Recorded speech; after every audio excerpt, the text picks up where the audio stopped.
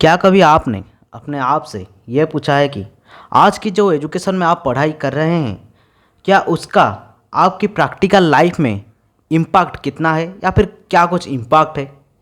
क्या कभी आपने अपने आप से ये पूछा है कि आप आज की जो एजुकेशन पढ़ रहे हैं, आज की जो आप शिक्षा पढ़ रहे हैं, क्या आपके दादा, आपके परदादा या फिर आपके पिताजी या आपके मामा जी, आपके माँ के साइड के लोग, आपके पिताजी के साइड के लोग जितने भी हैं, क्या वो वही नहीं पढ़ रहे थे? तो फिर क्या ये अब का एजुकेशन है या फिर ये कब का एजुकेशन है? क्या आप इस एजुकेशन से कोई स्किल्स एक्वायर कर रहे हैं? आपका आंसर क्या होगा? ना, नहीं, बिल्कुल नहीं, या फिर हरगिज़ नहीं। या फिर आप ये भी बोल सकते हैं कि भाई कभी हम सोचे ही नहीं।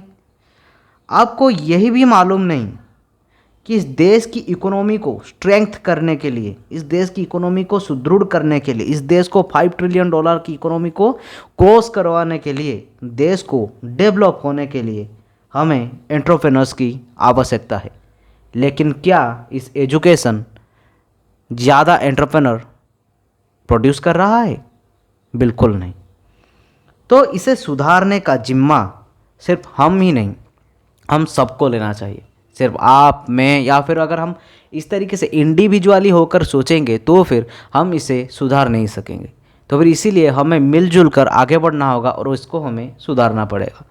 लेकिन ये सब करने से पहले हमें अपना एजुकेशन सिस्टम के बारे में पूरा जानना जरूरी है। स्वल्प ज्ञान सबके लिए भयंकर है। चोर के भाषा में बोले तो a little knowledge is dangerous. तो इसीलिए सारे रिसर्च करने के बाद हम इस वीडियो की जो टॉपिक है, इस टॉपिक को हम बहुत सारे पार्ट्स में शेयर कर दिए हैं। तो फिर उसी में से कुछ पार्ट्स को निकाल के ही हम आपको यहाँ पर प्रोवाइड करेंगे और इस तरीके से ये टॉपिक डिफरेंट पार्ट होके आपके पास प्रोवाइड हो जाएगा। तो अपना कीमती समय देने के लिए देखते रहिए वॉर मैटर्स।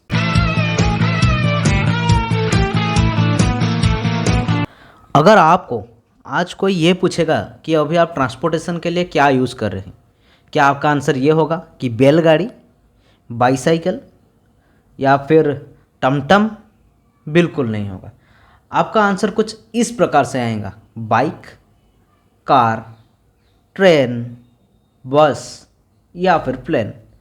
क्योंकि ये अभी ट्रांसपोर्टेशन का मेन माध्यम है। लेकिन आपका आंसर कभी बैलगाड़ी नहीं आएगा। तो समय के साथ सारे टेक्नोलॉजीज चेंज हो जा रहे हैं। मतलब जो बैलगाड़ी चल रही थी वो आज से 150 साल या फिर 200 साल पहले चल रहा था। लेकिन अभी ये समय के साथ चेंज हो चुका है। अभी सारे चीज़ों में साइंस आ चुका है। लेकिन ऐसे भी बहुत सारे मैटर्स है जिसके अंदर हम साइंस को इम्प्लीमेंट नहीं किया है। तो फिर अभी होल वर्ल्ड पर अगर हम गौर करेंगे तो फिर 150 साल या फिर 200 साल से पहले लोग कुर्ता, धोती ये पहनते थे। लेकिन अभी अगर आप पूछेंगे कि भाई आप क्या पहन रहे हैं, तो फिर लोगों का आंसर आएगा शर्ट, पैंट। क्यों? क्या धोती पहनने में कोई बुराई है? जी, बुराई बिल्कुल नहीं है। अगर आप कल्चरल एस्पेक्ट को छोड़ दें तो फिर हमारे दिमाग में ये आता है कि भाई अगर हम धोती पहनेंगे, अगर हम कुर्ता पहनेंगे तो फिर हमें ये लगेगा कि भाई नहीं, हम भाई पीछे युग की है, मतलब हम पिछड़ गए हैं। हमें आगे जाने के लिए हमें पाश्चात्य देश का वेशभूषा का हमें परिधान करना पड़ेगा। तो फिर इसीलिए हम इसे मॉडर्न समझते हैं। तो बात वक्त की ही है, क्योंकि समय के साथ सब चेंज हो रहा है। तो फिर बात वो बैलगाड़ी की हो तो उसको रिप्लेस किसने किया? उसको रिप्लेस किया आज की मॉडर्न ट्रांसपोर्टेशन ने। बात अगर धोती की हो तो फिर उसको रिप्लेस किया आज की शर्ट पैंट ने। अगर बात पोस्ट मेल की हो या फिर कबूतर जा जा की हो तो फिर उसे रिप्लेस कर दिया आज की सोशल नेटवर्किंग साइट्स या फिर मैसेजिंग साइट्स ने। लेकिन क्या कभी आपने ये पूछा है कि भाई जो 150-200 सालों से पहले की जो इंडियन एजुकेशन सिस्टम है, जो हायर एजुकेशन सिस्टम है, क्या वो रिप्लेस हुआ है? क्या उसके अंदर हमने साइंस का इम्प्लीमेंट किया है? नहीं, बिल्कुल नहीं।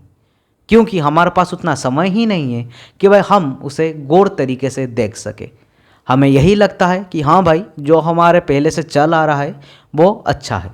लेकिन ये क्यों हुआ, कैसे हुआ, ये सब जानने के लिए हमें इसके बहुत ही इतिहास के बारे में जानना पड़ेगा।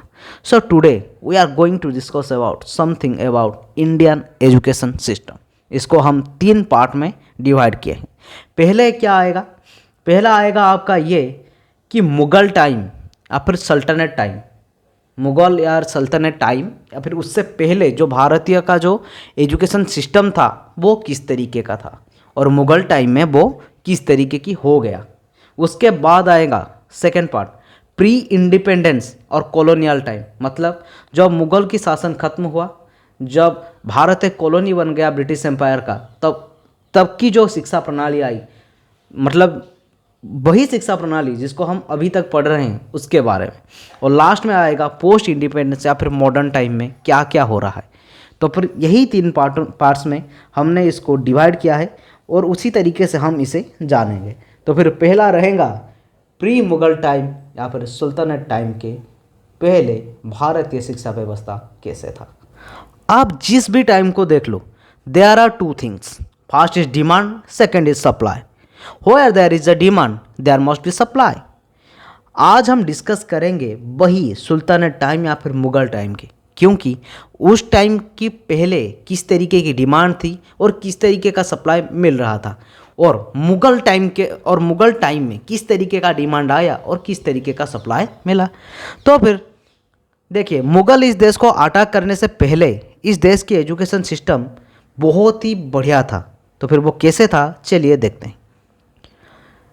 जब एक बच्चा जन्म लेता है, वो अपने ताउम्र 12 साल जब उसका वयस हो जाता है, उसी 12 साल के अंदर वो अपने घर में या फिर अपने आस पड़ोस की जो पाठशालाएँ हैं वहाँ पर जाके वो पाठ पढ़ता था।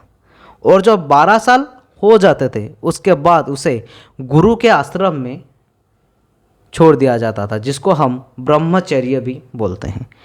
तो फिर वहाँ पर वो रहकर सारे विद्या शास्त्र का प्राप्त करता था, वो दर्शन शास्त्र हो, विज्ञान हो, गणित हो, ज्योतिष शास्त्र हो, खगोल विज्ञान हो, वो बहुत सारे पार्ट को वो वहाँ पर पढ़ता था। सिर्फ इतना ही नहीं दोस्तों, उसी के साथ ही चरित्र निर्माण के लिए बहुत सारे पुस्तक और बहुत सारे कहानी वहाँ पर वो सुनते थे, गुरुओं की सेवा करते थे वहाँ रहकर, जिससे एक मनुष्य बहुत ही बढ़िया मनुष्य बन जाता था।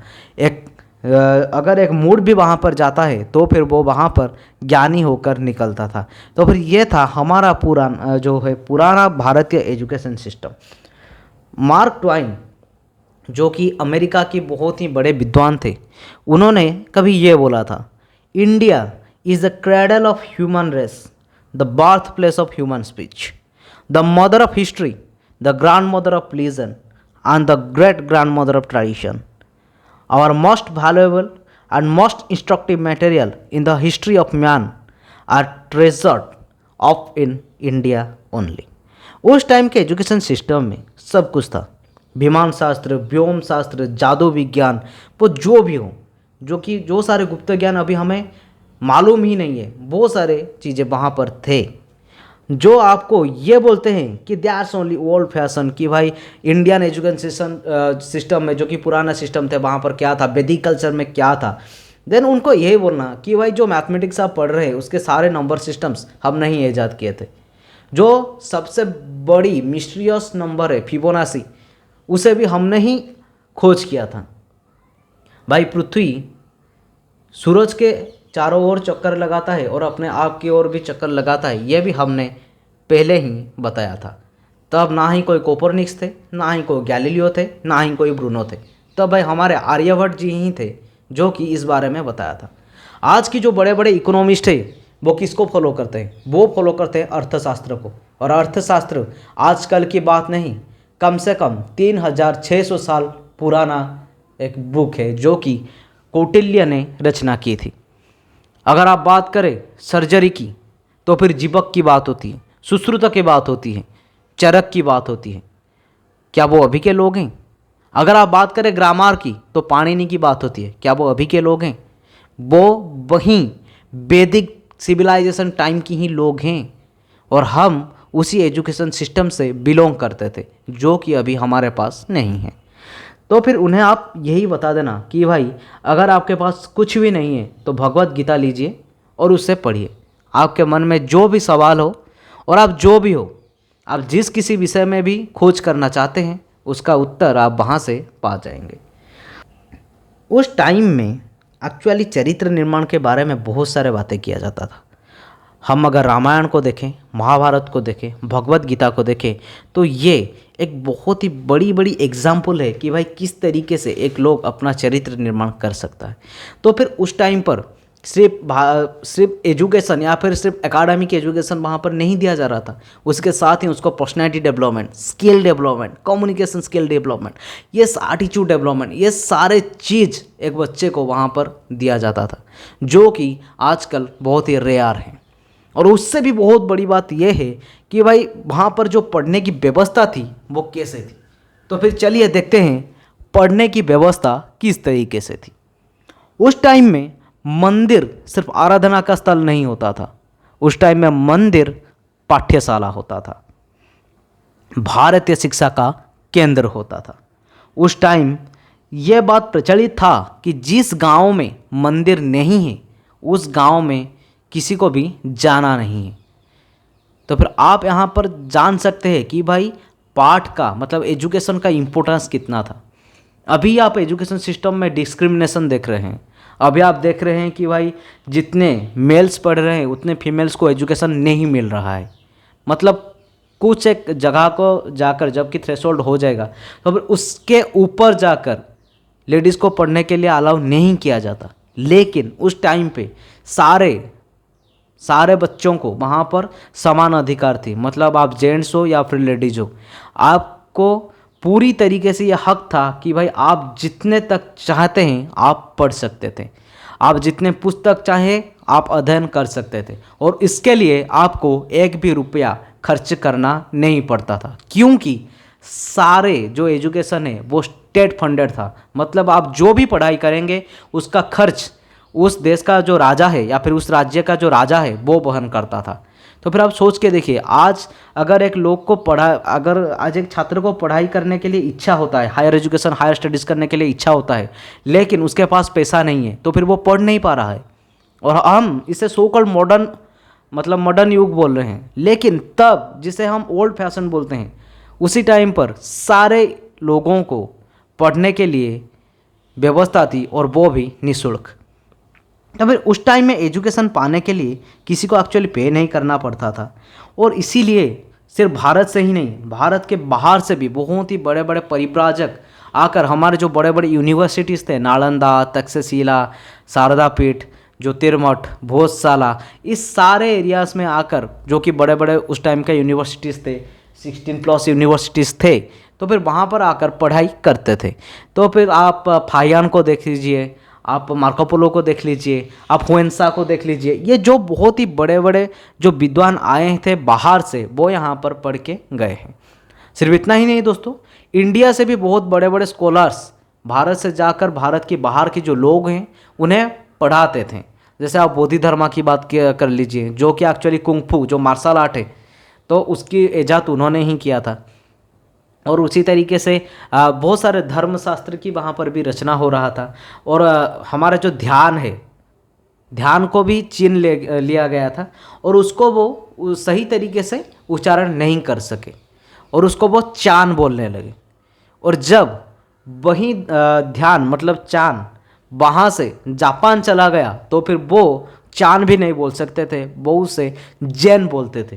तो आज आप जो जैन जो बौद्ध धर्मावलंबी देख रहे हैं या फिर जो जैन बोल रहे हैं, मतलब जो ध्यान को वहाँ पर जैन बोल रहे हैं, वो भी हमारे इसी पुराना इंडियन एजुकेशन सिस्टम का एक पार्ट था। आज की योगा वही इंडियन एजुकेशन सिस्टम का एक पुराना पार्ट था। तो फिर इतना बहुत सारे बड़े बड़े विद्वानों को इजाद करने वाला हमारा बहुत ही पुराना इंडियन एजुकेशन सिस्टम किस तरीके से डिस्क्रिमिनेट हुआ, वो आया मुग़ल टाइम। आपको तो ये बहुत ही भली बात ही मालूम होगा कि किस तरीके से जो मुग़ल आक्रमणकारी हैं, और उससे पहले जो सुल्तानी थे, गजनी के जो शासक थे महमूद गजनी, वो मोहम्मद घोरी, और उसके बाद जो बाबर, ये सब जो आकर भारत में शासन करने लगे, मतलब भारत को अटैक किया, और उनके कुछ नाजायज़ संतान पैदा हुए यहाँ पर, और वो वहाँ पर आकर भारत में शासन करने लगे। तो फिर उन्हीं के टाइम पर से ही यहाँ पर भारत में वो पुराना भारतीय शिक्षा व्यवस्था बंद होने लगा। क्योंकि देखिए, हम किसी धर्म के विपरीत में नहीं जा रहे हैं, लेकिन हम ये जो बोल रहे हैं सच्चाई बोल रहे हैं। और ये बात ये है कि एक्चुअली इस्लाम में ये माना गया है कि उनकी एक ही बुक है और वो है कुरान। दुनिया में एक ही बुक है और वो है कुरान, उसके छोड़ के और कोई भी बुक नहीं है। लेकिन आप ये सोचें, मतलब आप ये सोच के देखिए कि उस टाइम इंडिया में कितना कितना ग्रंथ हो गए, इंडिया में कितना कितना बुक्स हो गए जिसको कि जला दिया गया। आपको ये भी मालूम होगा जो नालंदा विश्वविद्यालय था, जो कि उस time all over the world की सबसे बड़ा विश्वविद्यालय था, तो उसकी जो लाइब्रेरी थी उसको जला दिया गया था, और वो कई महीनों तक जलता रहता था। मतलब आप ये सोच के देखिए, एक लाइब्रेरी कई महीनों तक जला, तो फिर आप इससे ये अनुमान लगा सकते हैं कि भाई कितने बुक्स उसके अंदर होंगे और कितना इंपॉर्टेंट बुक्स उसके अंदर होंगे। सिर्फ इतना ही नहीं दोस्तों, बहुत सारे ऐसे बुक्स भी थे जिसको कि ले लिया गया। बहुत सारे मंदिर थे जो कि एक्चुअली वहाँ पर सिर्फ आराधना का स्थल नहीं था, वो क्या था, वो इंडियन एजुकेशन सिस्टम का सेंटर था। वो सारे मंदिर को तोड़ दिया गया और उसमें मस्जिदों का निर्माण कर दिया गया, जिससे ये हुआ कि जो भारतीय शिक्षा व्यवस्था थी वो पूरी तरीके से हिल गया। बहुत बच्चों को मार दिया गया, औरतों के साथ बहुत ही गलत व्यवहार हुआ, जिसके कारण औरत बाहर नहीं निकल सके। और जो शरिया कानून है मुग़लों का, तो उसके अनुरूप ये है कि भाई कोई भी स्त्री बाहर नहीं जा सकता, कोई भी स्त्री पाठ नहीं पढ़ सकता। तो फिर इसीलिए तो जो महिलाओं में एजुकेशन वहाँ पर नहीं आया, तो इसीलिए ही ये प्रॉब्लम हुआ कि आज ये जो प्रॉब्लम है ये वहीं से ही प्रॉब्लम स्टार्ट हुआ। उससे पहले बिल्कुल लिटरेसी रेट इंडिया का 100% था, लेकिन उसके बाद इस तरीके से ही लिटरेसी रेट कम होते आया। तो ये था जो कि हमारा प्री मुग़ल एरिया या फिर मुग़ल टाइम में किस तरीके से भारतीय एजुकेशन सिस्टम ध्वस्त हुआ, और उसी के साथ किस तरीके से अकबर अपने आप को खलीफा समझने लगे थे। क्योंकि तुर्क में तो खलीफा थे, लेकिन इंडिया में कोई खलीफा नहीं थे, इसीलिए वो अपने आप से एक धर्म का ईजाद करना चाहते थे। उसके बारे में हम बाद में बात करेंगे। लेकिन अगर हम इंडियन एजुकेशन सिस्टम के गौरतलब से देखें, तो फिर ये एक बहुत ही सख्त धक्का थी इंडियन एजुकेशन सिस्टम के ऊपर। तो फिर जो ये मंदिर की लुंठन हुआ, जो मंदिर को तोड़ दिया गया, जो पुस्तकें जला दी गई, और जो वहाँ के टीचर्स थे उन्हें भी मार दिया गया, वहाँ के स्टूडेंट्स को मार दिया गया, तो उसका अनुरूप ये हुआ कि जो भारतीय प्राचीन जो शास्त्र थी, जो भारतीय प्राचीन शिक्षा व्यवस्था थी, वो संपूर्णतः ध्वस्त हो गई। तो फिर आज के वीडियो में बस इतना ही।